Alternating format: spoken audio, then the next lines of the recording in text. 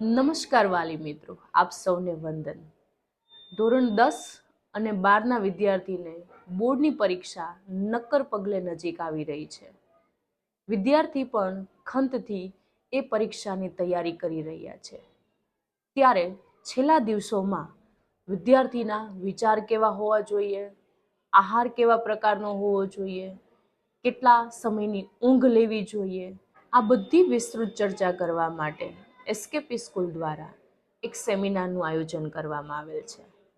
તારીખ 12 ડિસેમ્બરના રોજ બપોરે 2 વાગ્યાથી 6 વાગ્યા સુધી હિમુ ગઢવી હોલમાં સેમિનાર રાખેલ છે, જેમાં motivational speaker student coach Shri Rahulbhai Bhuva વિદ્યાર્થીને બોર્ડની પરીક્ષા અંગે માર્ગદર્શન આપવાના છે।